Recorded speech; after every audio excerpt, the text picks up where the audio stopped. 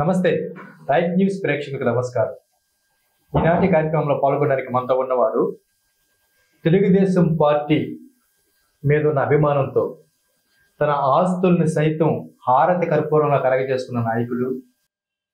Party కష్టకాలంలో ఉన్న ప్రతిసారి ఎవరు ముందుకు రాని సమయంలో పార్టీ జెండాని భుజాన మోసి తెలుగుదేశం పార్టీ కోసం తన కుటుంబాన్ని సైతం వీధిని పెట్టుకున్న వ్యక్తి వెడలూరు మండల అధ్యక్షులు చముకుల శ్రీనివాస్.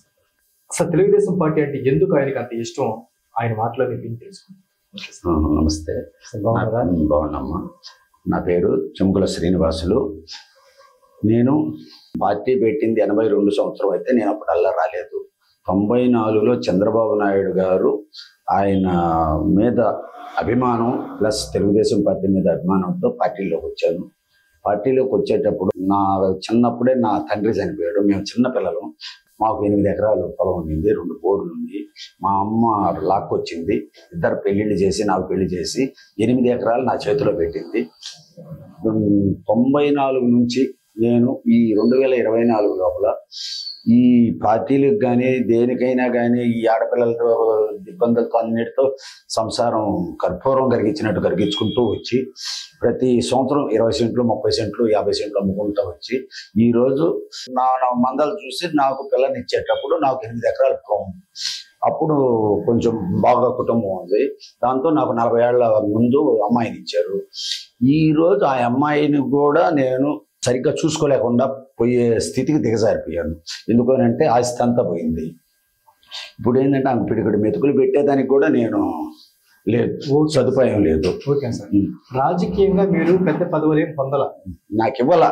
ఈ మండలంలో ఎమ్మెల్యేలు కానీ ఒక నామినేటెడ్ పదవిని నేను ఎరగను. అక్కడికి వచ్చేటప్పటికి వాళ్ళకి ఇచ్చుకునేవాళ్ళు. ఏ ఎమ్మెల్యే 4 ఎమ్మెల్యేలతో పనిచేశాను. మీరా? 4 ఎమ్మెల్యేలతో 94 నుంచి 4 ఎమ్మెల్యేలు. అక్కడికి వచ్చేటప్పటికి వాళ్ళకి నామినేటెడ్ పదవులకి ఎంత కష్టం. నేను పార్టీ ఆఫీస్ ఒకటి పెట్టుకొని పార్టీలో వెళ్ళిపోతా ఉంటే వస్తా ఉంటే పోతా ఉంటే నేను ఒక ఆఫీస్ పెట్టుకొని సొంతంగా ఇదే నేను కూర్చొని ఉండేదే ఆఫీసు. గత 30 ఏళ్ళ నుంచి ఆఫీసు ఒకటి పెట్టుకొని నెలకు ఒక 500 బాడుగు కట్టుకుంటూ ఏదో ఒక నెలలో ఎవరో ఒకరిని దయాదాక్షిణ అడుక్కుంటూ కట్టలేనికుండా ఉండే పరిస్థితులు పార్టీ ఆఫీసు బాగుపడకూడదు, పార్టీ మీద అభిమానంతో బాగూడదని 500 ఎవరినో ఒకరిని అడుక్కొని కట్టుకుంటా ఇప్పటికి లాక్కొస్తున్నాయి. ఈ 30 ఏళ్ల నుంచి 94 నుంచి ఇదే పెట్టు నా సొంత ఆఫీసు. ఎవరైనా వెళ్ళిపోయినా నేను ఒక్కడిని జెండా పెట్టుకొని కూర్చొని ఉన్నాను. ఏ కాడికి ఈ తిక్కటి ఎవరు తెచ్చుకుంటే వాళ్ళకి చేసేవాడిని. నామినేట్ పదవులు వస్తే నన్ను ఆశించేవి కాదు, పక్కకి వెళ్ళిపోయాయి. దానికి రెడీగా ఉండేవాళ్ళు, వచ్చిన వాళ్ళు రెడీగా ఉండేవాళ్ళు. మాకు నామినేటెడ్ పదవి కావాలా, మాకు ఊళ్ళో పెత్తనాలు కావాలి. ఎంఆర్ఓ ఆఫీసులు కానీ ఎండిఓ ఆఫీసులు కానీ మొత్తం వాళ్ళు రైడ్ చేసేవాళ్ళు. నన్ను ఏంటంటే అలా పార్టీ కోసం వాడుకొని నన్ను దూరం పెడతా వచ్చాను. అట్లా నేను నశించి ఈ రోజుకి పూర్తిగా దెబ్బతినిపోయాను. నా పరిస్థితి ఇట్లా ఉంది. చంద్రబాబు నాయుడు కూడా నాకేం చేయలేదు, అతను కూడా ఏం చేయలే. అతని కోసం నేను ఈ రోజు కూడా నా ప్రాణాలైన వదులుతా చంద్రబాబు పార్టీ కోసం, చంద్రబాబు కోసం. అంత అభిమానం అంటే అతని మీద. అతను అడ్మినిస్ట్రేషన్, చంద్రబాబు నాయుడు అడ్మినిస్ట్రేషన్ అంటే నాకు పిచ్చి. తెలుగుదేశం పార్టీ దానికి తోడు. 2019 ఎన్నికల్లో వైఎస్ జగన్మోహన్ రెడ్డి గారు ముఖ్యమంత్రి అయిన తర్వాత తెలుగుదేశం పార్టీని కాస్త ఇబ్బంది పెట్టారని పంతులు అనుకుంటారు. అలాంటి ఇబ్బందుల్లో మీరు మీ వెడలూరు మండలానికి తెలుగుదేశం పార్టీ అధ్యక్షులుగా ఉన్నారు. మీరు ఇంకా ఇబ్బందులు పడ్డారు సార్? నేను ఎందుకో ఇబ్బందులు పడినంటే నేను అందరినీ ఇబ్బంది పడ్డారు, పెద్దగా పడలేదు. నేను ఏంటంటే అందరినీ కలుపుకొని పోతా. వైసీపీ వాళ్ళతో కూడా అనుకూలంగానే ఉంటాను. వాళ్ళు నా మీద అభిప్రాయం మా సేన ఏంటంటే ఒకే పార్టీ, ఒకే జెండా, ఒకే మాట. కొంచెం మాట నాకు గుర్తింపు ఉంది ఊళ్ళో. సేనన్న మాట అంటే కరెక్ట్, అబద్ధాలు చెప్పడు, చెడు మాటలు మాట్లాడు, కొంచెం సాలుగా మాట్లాడతాడనే సభ్యులు ఉంటాయి. ఇంకొకటి అక్క మీద చెడు అపోహాలు చేశారు కాబట్టి, చేస్తుండారు కాబట్టి. అక్క అంటే ప్రశాంత్ అక్క ఎమ్మెల్యే మీద ఈ చెడు మాటలు మాట్లాడుతుండారు కాబట్టి ఆమె ఎంత విలువైన ఆమె నేను ఆ విషయం గురించి కూడా చెప్పదలుచుకున్నాను. ఆమె ఇప్పుడు నేనుండే ఇబ్బందుల్లో మా అక్క నాకు ఆర్థిక సహాయం చేసింది. దాంతో నా భార్య నేను బతకగలం అనే ధీమా మా ఇద్దరికి ఏర్పడింది. కొంత సహాయం చేసింది. అది పెట్టుకొని నేను నా భార్య మేమున్నంతకాలం దాని మీద పెట్టుకుని మేమిద్దరం జీవించగలం. ఆ నమ్మకం నాకు ఇప్పుడు కలిగింది. ఈ 2024లో మా అక్క పుణ్యం. ఇంతమంది ఎమ్మెల్యేలు మారినాక ఎవరు ఏం చేయలేదు. చంద్రబాబు కాడి నుంచి ఎమ్మెల్యేల కాడి నుంచి ఏ ఎమ్మెల్యే కూడా నాకు 10 రూపాయలు సహాయం చేసిన ఎమ్మెల్యే లేడు, 10 రూపాయలు ఇచ్చిన ఎమ్మెల్యే లేడు, ఎవరు లేరు, ఇన్ఛార్జీలు లేరు. నేను పార్టీ పార్టీ పార్టీ పార్టీ నా భార్య కూడా పార్టీ, నా భార్య కూడా అమిత పిచ్చి. నిద్రలేసి పేపర్ చదివి నాకు చెప్పదు. నా భార్యకి అంత పిచ్చి. చంద్రబాబు అన్న, తెలుగుదేశం పార్టీ అన్న, ఇప్పుడు మళ్ళీ ప్రశాంత్ అక్క మీద. మా ప్రశాంత్ అక్క గెలవాలని మా గుందంతా ప్రతి ఇంటికి పోయి తను వర్క్ తను చేస్తూ ఉంది. ఎందుకనంటే మా అక్క గెలవాలి, మాకు ఆర్థికంగా మాకు సహాయం చేసింది కాబట్టి మేమిద్దరం ఈ ఎలక్షన్ అయిపోయిన పాటు మేమిద్దరం కొంచెం దెబ్బతినిపోతాం. ఆమె సహాయం చేయబట్టి ఆ ఆర్థికం మీద నిలబడతాం. మాకు ఆ నమ్మకం ఏర్పడింది. అంటే ఇంకా ఆవిడ ఎమ్మెల్యేగా కూడా విజయం సాధించక ముందే ఆమె ఎంత గుణమో చూడు, అంటే గమనించి నాకు చేసింది. తర్వాత ఆమె అంటున్నారు కదా ఇప్పుడు, అదంతా బోటకం. ఆమె ఏంటంటే నా అనేవాళ్ళని ఆపద అంటే ఆదుకునే మంచి గుణవంతురాలు, అమితమైన గుణవంతురాలు. ఎంత గుణవంతురాలు అంటే చెప్పేదానికి కూడా చాలా నా దృష్టికి ఆమె నాకు తోడబుట్టింది. నా మూడాపజిల్లాగా నన్ను ఆదుకుంటుంది. ఈరోజు నన్ను, నా భార్యని, నాకు 2 పిల్లలు పుడితే బామ్మర్ది కాళ్ళు పట్టుకుని ఆస్తి ఇవ్వలేక, కట్నం ఇవ్వలేక బామ్మర్ది కాళ్ళు పట్టుకుని బామ్మర్దికి ఇచ్చుకున్నా. వాడు ఈ రోజు కడతాడు, నువ్వేం తెచ్చామంటాడు నా కూతుర్ని. మేము ఇవ్వలేము. సో మొత్తానికి తర్వాత కొడుకు కూడా ఏమి లేకుండా చేస్తే, కొడుకు నెల్లూరులో ప్రింటింగ్ పెట్టుకొని తన కాళ్ళ మీద తను నిలబడి తను బతుకుతాడు. మీ ఫ్యామిలీ విషయాన్ని కాస్త పక్కన పెడితే, సో మీకున్న దాంట్లో పార్టీ జెండా మోయటం కోసమే ఈ రూమ్ బాడుగులు కూడా 37 కడుతూ ఎవరన్నా నాకు మరీ ఇబ్బంది అయినప్పుడు ఎవరన్నా అడుగుకొని కట్టుకునేవాడిని, ఇచ్చేవాళ్ళు అయ్యా. ఓకే సార్, ఇది చిన్న విషయం అయితే కాదు. 37 మీరైతే పార్టీకి అనుసంధానంగా ఈ 4 ఎమ్మెల్యేలు చూస్తే కూడా ఎవరు చేయలేదు నాన్న. ఈ రోజు నా తోడ పుట్టింది చేసింది నాకు. ఆమె వల్ల నేను, నా భార్య అయితే బతకగలం. అయితే ప్రశాంత్ రెడ్డి గారి గురించి కొంత మాట్లాడదు. వాళ్ళు పెద్దవాళ్ళు, వాళ్ళ ఇంటికి వెళ్ళాలంటే 3 గేట్లు దాటాలి. దానికే రానా నేను చెప్పింది. అలాంటి ఆమెని గెలిపించుకుంటే ఎవరికి ఇబ్బంది వచ్చినా నేను పోయి చేయించగలను మా అక్కతోనూ. వాళ్ళని తీసుకుపోయే ఇబ్బందిని కనిపెట్టి ఇది కరెక్టా కాదా ఆ ఇబ్బంది అనేది పోయి అక్కడికి కూర్చొని నేను చేయించగలను. ఆ ధైర్యం నాకుంది. నేను ఒక తోడబుట్టిన దానిలాగా చూసుకుంటున్నాను మా అక్కని. ఆమె నన్ను ఒక అన్నదమ్ముడు మాదిరిగా చూస్తుంది, బ్రహ్మాండంగా విలువిస్తుంది నాకు. సేనన్న అది నేను అక్క అక్క అక్క మా ఇద్దరికి బ్రహ్మాండంగా కలిసిపోయింది. నేను ఏ ఒక్కరికి ఆపదన్నా అక్క కాడికి తీసుకోపోయి చేయించగలను అనే నమ్మకం నాకు పూర్తిగా కలిగింది. నాకు, నా భార్యకి ఆ అక్క మీద పూర్తిగా కలిగిపోయింది. ఇంతమంది నాయకులతో మీరు పనిచేసినప్పటికి కూడా ఎవరి మీద లేదు నాన్న.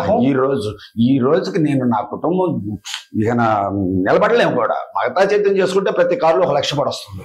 పొదుపు తీసుకోవటం, దాన్ని కట్టుకోవటం. నిన్న కూడా 2 లక్షలు పొదుపు తీసుకొని మొన్న 10 ఎకరాలు చేశా. బాగుంది కలిసింది నాకు.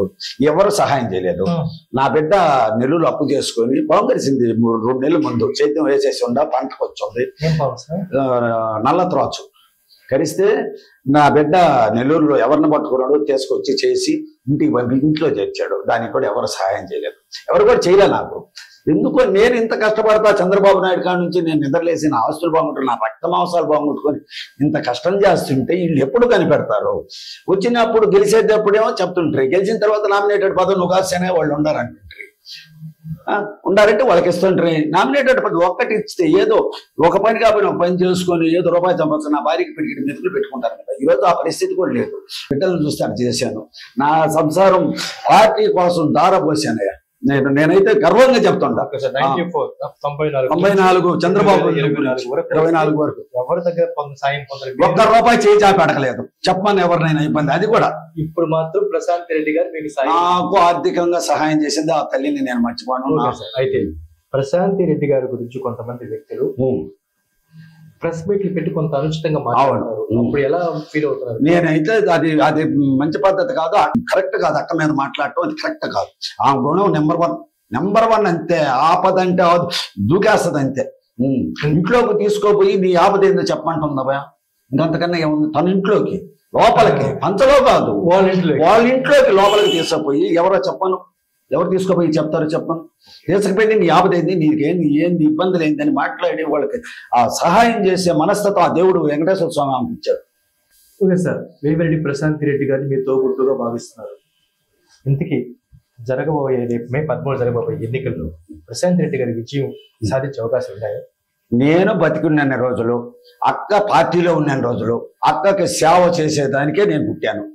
మేడం గెలిచే దానికోసమే నేను తెలుసు ఇప్పుడు దాకా తిరిగి వచ్చాను. ఇప్పుడు దాకా ఉదయం 8 నుంచి పిల్లకాయలను ఒక 50 మందిని వేసుకొని ఇప్పుడు సాయంత్రం మీరు వచ్చే టైం దాకా 6 గంటల దాకా ఉదయం నుంచి మధ్యాహ్నం 1 గంట రెస్ట్ తీసుకున్నాను. అక్క కోసం ఇప్పుడు దాకా తిరిగి వచ్చాను. అక్క గెలిచిన దాకా నిద్రపోయే ప్రసక్తే ఉండదు. ఆమె గెలవాలంటే. ప్రజల్లోకి మీరు వెళ్తున్నప్పుడు ప్రజల స్పందన ఎలా ఉంది? బ్రహ్మాండంగా ఉంది. అక్క మీద నేను బతిలాడుకుంటుండా, దీన పడుతుండా, ప్రాధేయపడుతుండా మా అక్కకి కొట్టేయమ్మ, మా అక్కకి ఆమె మీకు ఏ ఆపద వచ్చినా నా ఇంటికి రండి, నేను దేశపోయి మా అక్కకి జాతి చేపిస్తాను. నాకు ఆ నమ్మకం ఉంది. ఆమెకి చేసే గుణం ఉంది. ఆమెకి చేసే గుణం ఉంది. అది కూడా కావాలి కదా. డబ్బు ఉన్నంత మాత్రమే కాదు. ఆమె మన కోవూరుకి రావడం నేను చేసుకున్న ఏ జన్మలో పూజాఫలం ఈ రోజు నాకు కోవూరుకి ఎమ్మెల్యే టికెట్గా వచ్చింది.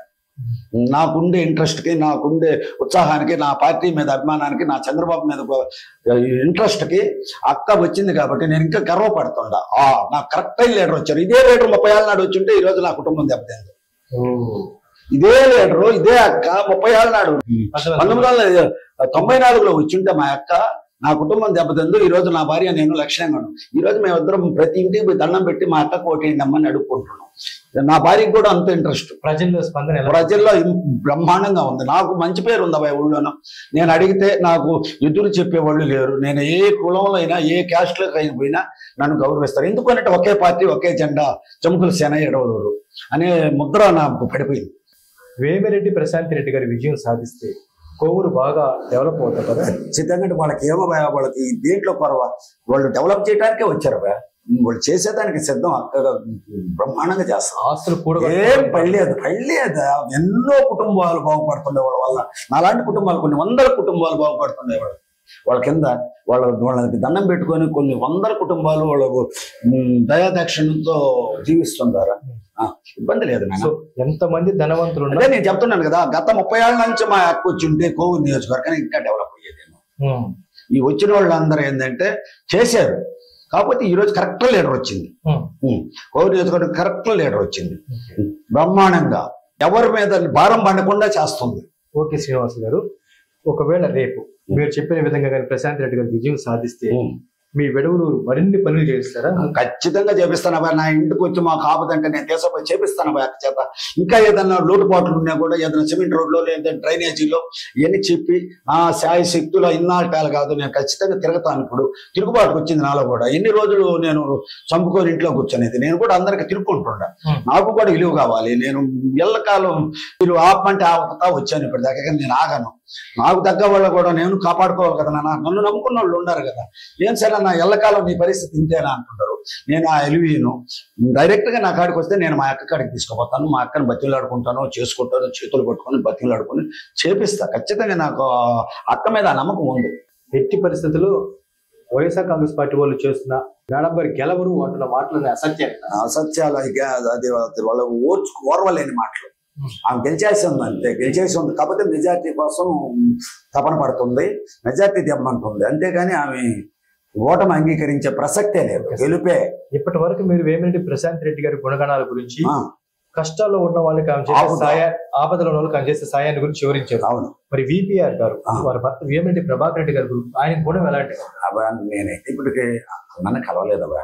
మనం కలుసుకోకుండా ఆయన్ని గురించి మనం మాట్లాడటం కరెక్ట్ కాదు. ఈ రోజుకి కలవాలన్నా ఆయన్ని మనం టచ్ చేయకుండా, ఆయనతో మాట్లాడకుండా నేను ఆయనతో మాట్లాడాను కానీ కరెక్ట్ కాదు. అన్నతో ఈ రోజుకి అసలు నేను మాట్లాడాను. ఓకే. ప్రభాకర్ రెడ్డి గారు ఎంపీగా పోటీ చేస్తున్నారు. మరి ఆయన కూడా గెలిచే అవకాశం గెలుస్తాడు. వాళ్ళు గెలవకుండా పోయే ప్రసక్తే లేదు. అన్న గెలుస్తాడు, అక్క గెలుస్తాడు. ఇబ్బంది లేదు. ఇద్దరు గెలిచేస్తారు. ఇద్దరు గెలుస్తారు. మీకు దరిదాపుగా 30 ఏళ్ల నుంచి రాజకీయాల అనుభవం ఉందా? ప్రజా నాడు ఎలా ఉందో పసిగట్టగలిగారు? ఇబ్బంది లేదు. మేము గెలిచేస్తాం, గెలుస్తాం, ఖచ్చితంగా ఇస్తాం. జనాలు బయటపడకుండానే లోపల ఒక ఊపు కనపడుతుంది. అంటే కష్టాల్లో ఉన్న వాళ్ళని ఆదుకోవడంలో వేమిరెడ్డి ప్రశాంత్ రెడ్డి గారు ముందుంటారు అన్నారు. అలాంటి వారు ఆదుకున్న కుటుంబాల్లో మీ కుటుంబం కూడా ఈ రోజుకి నాకు తెలిసింది కాబట్టి, ఆమె మందలంతా నాకు తెలిసింది కాబట్టి, ఈ రోజు నన్ను ఆదుకుంది కాబట్టి నేను చెప్పగలుగుతున్నాను. ఆమె నెంబర్ 1 అవే ఆదుకునే దాంట్లో. Okay sir. సో అలాంటి గొప్ప వ్యక్తి గెలవాలి అంటే మీ వెడవలూరు మండల ప్రజలకి ఏమని పిలిపిస్తారు? అయ్యా నమస్కారం. నా పేరు శ్రీనివాసులు. మన కోవూరు నియోజకవర్గం చంద్రబాబు నాయుడు ఏమిరెడ్డి ప్రశాంత్ అక్కని మన గోవూరు ఆడబడుచుని పంపించాడు. ఆమెని మనం అఖండ మెజారిటీతో అలాంటి ఎమ్మెల్యేని రావడం మనకు గర్వకారణం. ఆమెని గెలిపించుకొని మంచి మెజారిటీతో అందరూ ఆమెకి న్యాయం చేయాలని కోరుతున్నాను.